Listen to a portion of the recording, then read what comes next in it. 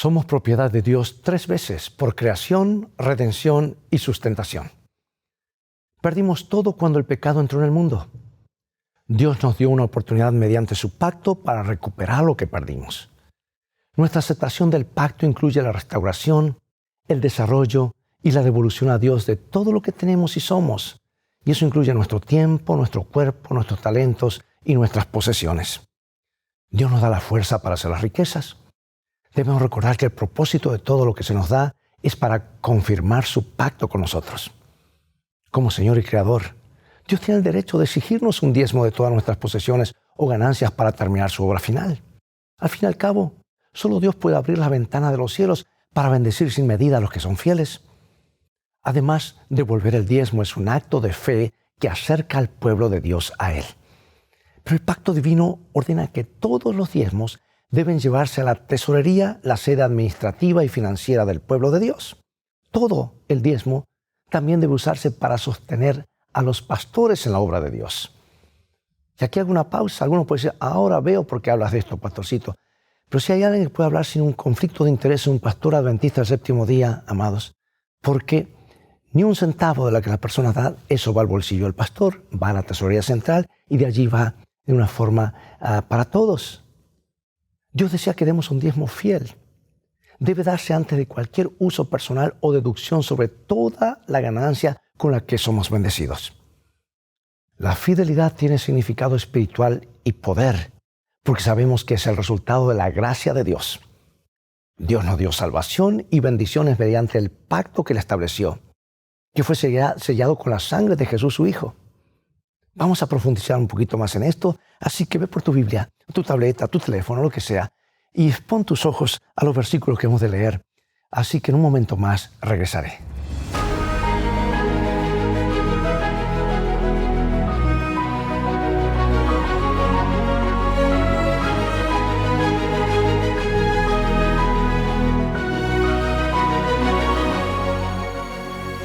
Nuestro versículo central está en Malaquías capítulo 3, versículo 10. Traigan todo el diezmo a la tesorería y haya alimento en mi casa. Y pruébenme en esto, dice el Señor Todopoderoso, a ver si no abro las ventanas del cielo y vacío sobre ustedes bendición hasta que sobreabunde. En Génesis 14, Abraham había regresado a una exitosa misión de rescate de rehenes en las que había salvado a su sobrino Lot. A la familia de Lot y a las demás personas que habían sido secuestradas en Sodoma, pues no hubo ningún herido. Los rescataron de una forma milagrosa. Y el rey de Sodoma estaba tan agradecido por el rescate que le ofreció a Abraham todo el botín de la batalla. Y Abraham no solo rechazó la oferta, sino además le dio el diezmo de todo lo que poseía a Melquisedec. Inmediatamente después que Abraham diezmó, el Señor dijo, no temas, Abraham, yo soy tu escudo y tu recompensa será muy grande. Y en efecto, el Señor le estaba diciendo a Abraham, no te preocupes, seré tu protector y tu proveedor.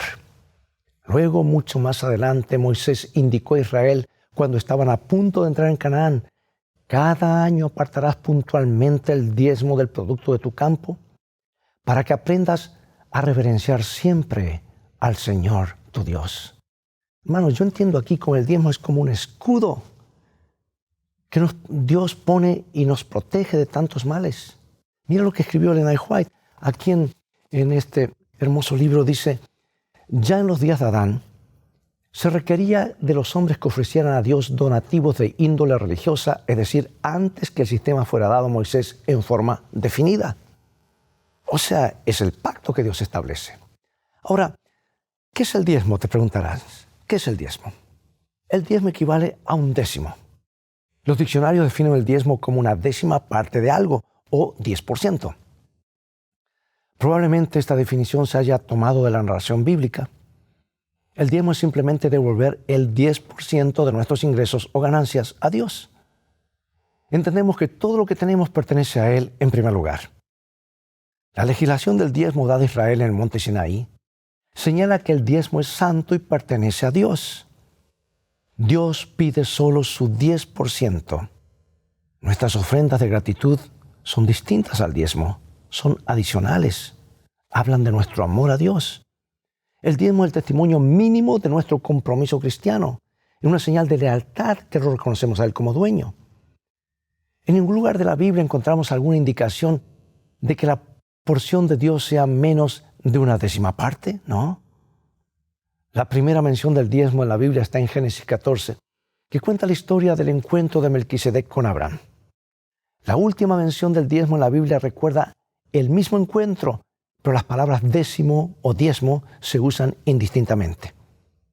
Observa en la historia de Hebreos que ni Melquisedec ni Cristo eran de la tribu de Leví. Por ende, el diezmo es anterior y posterior a la peculiaridad de los levitas.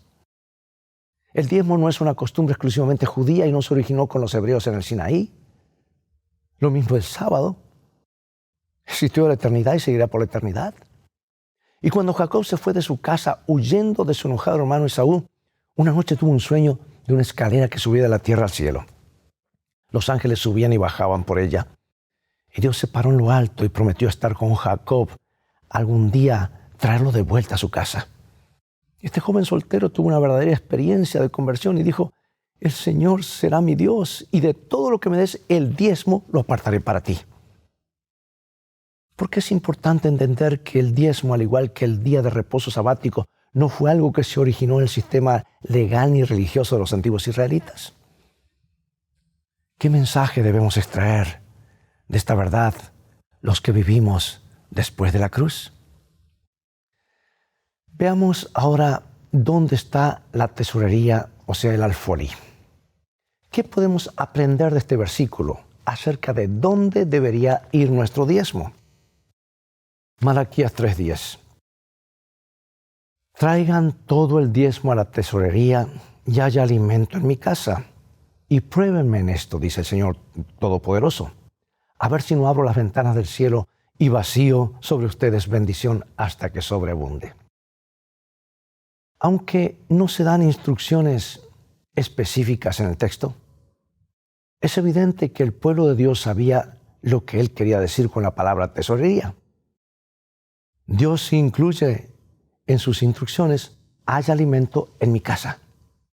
Su pueblo entendía que la casa de Dios inicialmente fue el santuario, la tienda minuciosa que se erigió para instrucciones específicas dadas a Moisés en el monte Sinaí. Y más adelante, cuando Israel volvió en la tierra prometida, o sea, vivió, salió de la esclavitud, vivió en esa tierra, la ubicación central fue primero en Silo y luego, de manera más permanente, en el templo de Jerusalén. Y estos versículos no indican que los hijos de Dios podían decidir a discreción dónde depositar su diezmo. Vamos a ver qué principios podemos tomar de estos versículos para nosotros hoy. Vamos a Deuteronomio 12:5 al 14. Son varios versículos. Sino que el lugar que Jehová vuestro Dios escogiere de entre todas vuestras tribus para poner allí su nombre para su habitación, ese buscaréis y allá iréis. Y allí llevaréis vuestros holocaustos, vuestros sacrificios, vuestros diezmos y la ofrenda elevada de vuestras manos, vuestros votos, vuestras ofrendas voluntarias y las primicias de vuestras vacas y de vuestras ovejas, y comeréis allí delante de Jehová vuestro Dios. Y os alegraréis, vosotros y vuestras familias, en toda obra de vuestras manos, en la cual Jehová tu Dios te hubiere bendecido. No haréis como todo lo que hacemos nosotros aquí ahora, cada uno lo que bien le parece, porque hasta ahora no habéis entrado al reposo y a la heredad que da Jehová vuestro Dios. Mas pasaréis el Jordán y habitaréis en la tierra que Jehová vuestro Dios os hace heredar, y Él os dará reposo de todos vuestros enemigos alrededor, y habitaréis seguros. Y al lugar que Jehová vuestro Dios escogiere para poner en él su nombre, allí llevaréis todas las cosas que yo os mando: vuestros holocaustos, vuestros sacrificios, vuestros diezmos, las ofrendas elevadas de vuestras manos y todo lo escogido de los votos que hubierais prometido a Jehová. Y os alegraréis delante de Jehová vuestro Dios, vosotros, vuestros hijos, vuestras hijas, vuestros siervos y vuestras siervas, y el levita que habita en vuestras poblaciones, por cuanto no tiene parte ni heredad con vosotros. Cuídate de no ofrecer tus holocaustos en cualquier lugar que vieres, sino que en el lugar que Jehová escogiere en una de sus tribus, allí ofrecerás tus holocaustos, y allí harás todo lo que yo te mando. Dios fue muy específico, amados. En asunto de adoración no es lo que a mí me gusta hacer. La adoración viene de Dios. Por eso, como miembros de la familia de Dios, queremos entender y practicar su voluntad con respecto a qué hacer con nuestro diezmo. Y en el relato bíblico aprendemos que 3 veces al año, la Pascua, el Pentecostés y la fiesta de los tabernáculos, el pueblo de Dios debía viajar a Jerusalén para llevar personalmente sus diezmos y ofrendas, para alabar y adorar a Dios. Después los levitas distribuían el diezmo entre sus hermanos por toda la tierra de Israel. Y en armonía con este principio bíblico de la tesorería alfolí, la Iglesia Adventista del Séptimo Día ha designado a las asociaciones, las misiones y las uniones de iglesias locales como tesorerías en nombre de la Iglesia Mundial y de los cuales se paga el ministerio y la obra eclesiástica. Y para comunidad de los miembros de iglesia, el diezmo se lleva a la iglesia local, donde como parte de su experiencia de adoración, los miembros depositan sus diezmos y ofrendas, aunque algunos utilizan las donaciones hacen las donaciones en línea, por internet. Pero los tesoreros locales luego envían el diezmo a la tesorería de la asociación. Y este sistema de administración del diezmo, delineado y ordenado por Dios, ha permitido que la Iglesia Adventista del Séptimo Día tenga un impacto global y creciente en el mundo. Ahora imagínate si todos decidieran dar el diezmo a quien quisieran, en detrimento de la propia Iglesia Adventista. ¿Qué pasaría con nuestra iglesia? Por ende, ¿por qué esa práctica es una mala idea y es contraria a las Escrituras? Pregunto, ¿cuál es el propósito del diezmo y qué propone hacer Dios con el diezmo? Vamos al origen mismo, Levítico, capítulo 27, y luego leemos Números 18. Y el diezmo de la tierra, así de la simiente de la tierra como del fruto de los árboles de Jehová es cosa dedicada a Jehová. Y aquí yo he dado a los hijos de Leví todos los diezmos en Israel, por heredad, por su ministerio, por cuanto ellos sirven en el ministerio del tabernáculo de reunión. Porque a los levitas he dado por heredad los diezmos de los hijos de Israel, que ofrecerán a Jehová en ofrenda, por lo cual les he dicho, entre los hijos de Israel no poseerán heredad. Bueno, debido a que Dios es el dueño de todo, obviamente no necesita el dinero, pero como el diezmo es suyo, nos dice qué hacer con él. Y eso es utilizado para el sostén del ministerio evangélico. Él está más interesado que nadie que la obra de Dios sea terminada. Y por ende, con el diezmo de Dios se suplen las necesidades de los pastores. A la tribu de Leví, o sea, los pastores, obreros evangélicos del Antiguo Testamento, no se les otorgaron grandes propiedades como al resto de las tribus. A Leví le dieron determinadas ciudades, incluyendo las ciudades de refugio, con suficiente tierra alrededor para que ellos plantaran sus huertos y hicieran sus huertos personales. Se mantenían con los diezmos de los demás y ellos mismos también diezmaban de sus ingresos. Pero se dedicaban tiempo completo a predicar la palabra, a enseñar al pueblo de Dios los oráculos divinos. El diezmo es importante porque nos ayuda a establecer una relación de confianza con Dios. Tomar una 10ª parte de tus ingresos y desprenderte de ella, aunque técnicamente pertenece a Dios de todos modos, realmente requiere un acto de fe. Y solo ejerciendo fe, tu fe crecerá. Piensa, por ejemplo, en el tiempo del fin, cuando los que son fieles no puedan comprar ni vender, como dice Apocalipsis 13 y 14. El hecho de haber desarrollado una confianza en Dios y en su providencia, poder y amor será de suma importancia cuando aparentemente todo el mundo esté en nuestra contra. El diezmo fiel seguramente puede ayudar a desarrollar esa confianza. Incluso antes de eso, qué crucial para todos nosotros es haber aprendido a confiar en Dios, independientemente de nuestra situación. Pero una segunda gran razón para la fidelidad económica es tener acceso a las bendiciones tangibles que Dios promete. Como parte del contrato del diezmo, Dios ha prometido bendiciones tan grandes que no tendremos suficiente espacio para recibirlas. Bueno, Dios sí dice la verdad y cuando dice pruébame, yo todo lo que puedo decirte, prueba a Dios. Y con el excedente podemos ayudar a los demás y apoyar la obra de Dios con nuestras ofrendas. Pregunto, ¿cuál es tu experiencia con la gran verdad de que realmente es más bienaventurado dar que recibir? ¿Sientes gozo en dar o solamente cuando recibes? Que Dios nos ayude a experimentar el gozo de dar. Amar y dar, 2 verbos que se conjugan juntos. de tal manera amó que dio. ¿Y cuánto del cielo? El 100%. Ahora, una pregunta que muchos se hacen. ¿Diezmar sobre el ingreso bruto o neto? Calculamos nuestro diezmo sobre nuestro ingreso. Si nos pagan por hora, tenemos un salario. Y pagamos sobre nuestro rendimiento o ganancias si somos autónomos y tenemos nuestro propio negocio.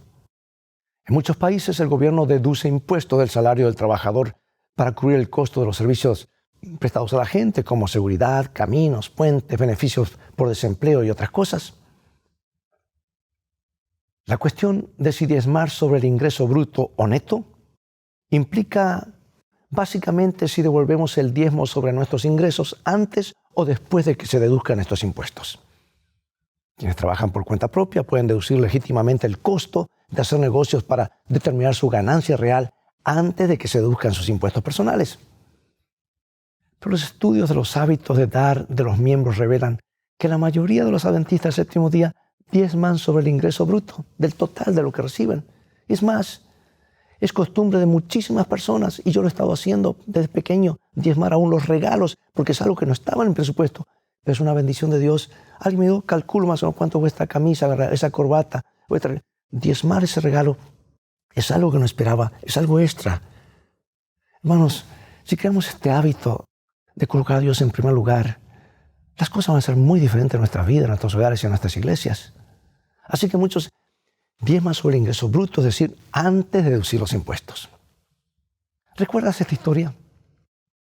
¿Cuál era la situación de la viuda antes de que Elías acudiera a ella? ¿Qué le pidió el profeta que hiciera primero antes de ocuparse de sí misma y de su hijo? ¿Qué podemos aprender de este relato acerca de la pregunta en cuestión? Dios le dijo a la viuda de Sarepta que un hombre de Dios vendría a verla. Y cuando llegó Elías, ella le explicó las circunstancias terribles que estaban atravesando. Y Elías primero pidió un trago de agua y luego agregó, no temas, ve, haz como has dicho. Pero hazme a mí primero un panecillo cocido bajo la ceniza y tráemelo. Después harás para ti y para tu hijo. Porque el Señor Dios de Israel ha dicho, la harina no escaseará de la tinaja ni el aceite de la botija hasta que el Señor envíe lluvia sobre la tierra. ¿Fue egoísta de su parte o simplemente estaba poniendo a prueba su fe? Sin duda esto le permitió ejercitar su fe. La respuesta debería ser obvia. La conclusión sobre el bruto o neto es que depende de cada uno de nosotros decidirlo. La iglesia no ordena lo que debemos hacer, y con razón. Al final, cada uno de nosotros debe tomar su propia decisión, y hagamos lo que hagamos, no debemos juzgar a quienes lo hacen de manera diferente. Cada uno de nosotros individualmente tiene que responder ante Dios, y solo ante Dios, por sus decisiones. Leo en Testimonios para la Iglesia, yo agradezco a Dios por estos escritos que nos arrojan luz en abundancia en todas las áreas de nuestra vida. Cada uno ha de ser su propio asesor y se le deja dar según se propone en su corazón. Ahora, ¿cómo le explicas a alguien que nunca devolvió el diezmo las bendiciones que provienen de esta práctica? ¿Cuáles son esas bendiciones y cómo fortalece tu fe el devolver el diezmo? Amados, Dios requiere un diezmo honesto y fiel. Primera de Corintios 4:1 y 2 nos dice, así pues, téngannos los hombres por servidores de Cristo y administradores de los misterios de Dios. Ahora bien, se requiere de los administradores que cada uno sea hallado fiel. Como hijos de Dios y administradores de sus bendiciones, ¿qué clase de personas se nos pide que seamos? Por lo tanto, ¿qué significa ser fiel con nuestro diezmo? Esta semana hemos repasado varios de los elementos constitutivos del diezmo. Número 1, la cantidad, que es 1/10 o el 10% de nuestro ingreso o ganancia. Número 2, llevarlo a la tesorería o a la alfolía, el lugar donde se paga a los obreros evangélicos.